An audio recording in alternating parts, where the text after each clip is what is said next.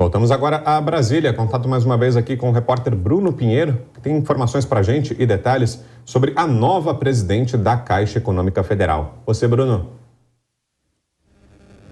Exatamente, é uma jovem mulher de 42 anos. A Daniela Marques chegou em 2019 no Ministério da Economia. Naquela época, ela chegou como assessora especial, estava sempre ali numa elite do Ministério da Economia. E nunca foi uma secretária, então, Vitor, de ficar dentro de uma sala. Ela sempre foi articulada, de falar com outros colegas, de visitar outros ministros. A gente relembra que recentemente, no Dia das Mulheres, ela esteve em um evento no Palácio do Planalto. Ela foi convidada a fazer um discurso ao lado de outras ministras ali que estavam no mesmo evento, sempre com esse respeito. Como eu já disse, aos 42 anos de idade, 20 anos no mercado financeiro, atuou no Rio de Janeiro, chegou a ser sócia do ministro Guedes em uma época, em uma gestão de investimentos que se falava ali como uma diretora de compliance, ou seja, tinha uma experiência muito vasta, já tem uma experiência muito vasta, melhor dizendo, no mercado financeiro. Eu ainda estava conversando agora mesmo com alguns aliados do governo de Jair Bolsonaro e eles me afirmavam que realmente ela é uma mulher muito respeitada na esplanada dos ministérios. Ontem, quando houve essa reunião lá no Alvorada para tentar articular e tentar amenizar esse escândalo, tentando resolver, a única saída já foi, lembrando que tinha a Daniela no Ministério da Economia e também uma forma de aliviar essa imagem sobre as mulheres, né? Então, seria o nome indicado e, de fato, ela está nomeada e assume a Caixa Econômica a partir de agora. Recentemente, ela esteve aqui no Jornal da Jovem Pan, voltou a falar sobre microempreendedor individual. A gente relembra essa fala agora. Qualquer micro e pequeno empreendedor e MEI vai ter acesso a esses recursos.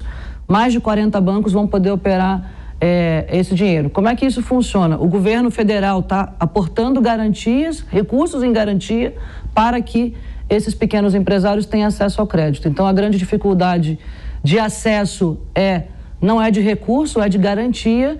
Muitas vezes não tem um imóvel, não tem recurso investido, não tem nada para colocar em garantia. Então, o que a gente quer é dar fôlego e aportar essa garantia para os pequenininhos, o dono da padaria, o dono da borracharia, salão de beleza e etc.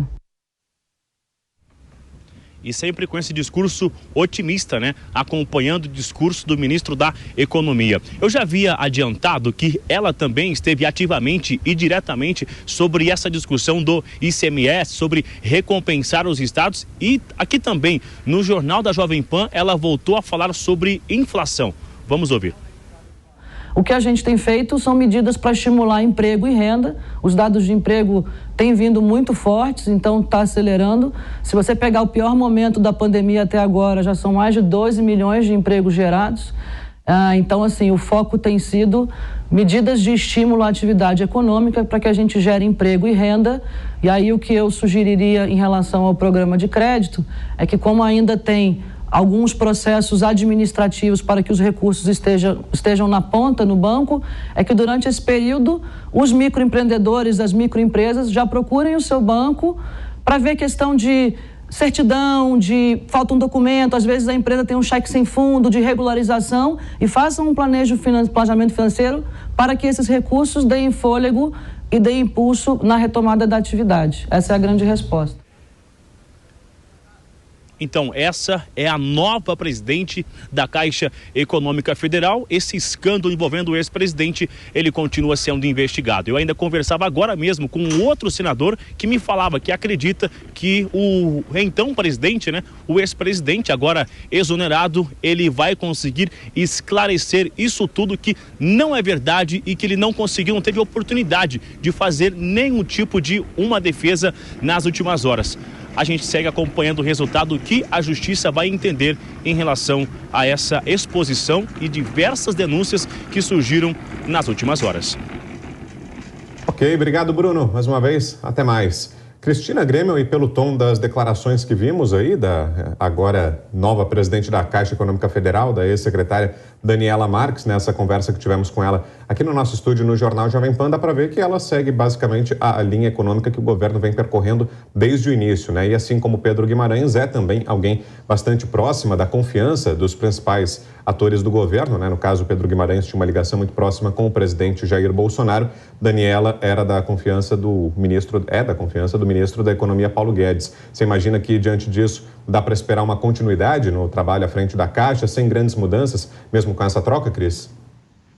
Com certeza, né, Vitor? E bastante técnica, bastante conhecedora do que está falando ali. Eu, por acaso, estava presente aí no estúdio no dia em que ela esteve dando essa entrevista para o Jornal Jovem Pan. Lembrei disso hoje, quando soube do nome dela como nova presidente da Caixa Econômica Federal, e realmente puxava na minha memória essa lembrança aqui, uma pessoa séria, que sabe do que está falando, muito focada, muito técnica, com certeza vai fazer um trabalho de forma discreta, porque me pareceu uma pessoa bastante discreta, e tanto era discreta que não é uma figura muito conhecida do governo, mesmo sendo tão próxima ao ministro Paulo Guedes, né, um ministro tão importante. Então, ela, com certeza, são poucos meses de governo aí até o fim do atual mandato, mas com certeza vai continuar desempenhando bem a gestão da Caixa Econômica Federal, que já vinha numa boa fase nas mãos e no comando de Pedro Guimarães.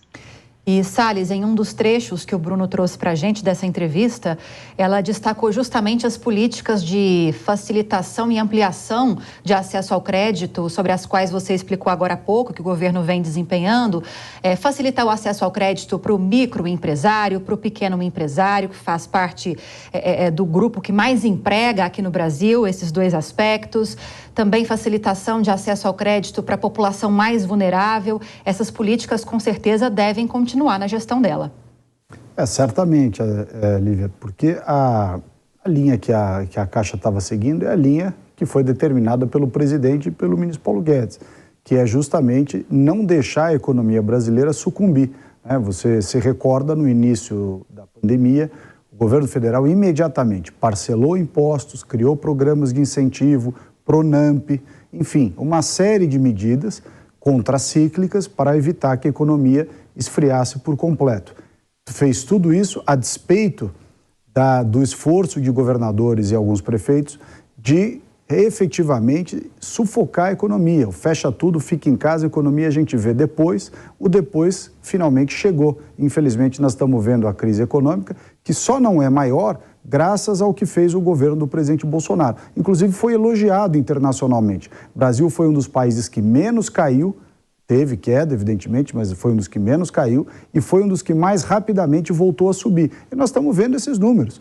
Aumento do PIB no primeiro trimestre, aumentos sucessivos todos os meses da quantidade de empregos com carteira assinada. Agora, realmente, a situação internacional é muito difícil, quer seja por causa dos efeitos da pandemia, esse desequilíbrio entre oferta e demanda, e também o desequilíbrio inflacionário, principalmente de combustíveis e energia, em razão de Rússia e Ucrânia. Então, a Caixa prestou esse papel muito importante de ser uma espécie de mecanismo de entrega desses recursos, desses programas, dessa política pública do governo federal de não deixar morrer a economia. E se teve alguém que tentou tirar os aparelhos sobre os quais a economia estava sobrevivendo, foram governadores e prefeitos.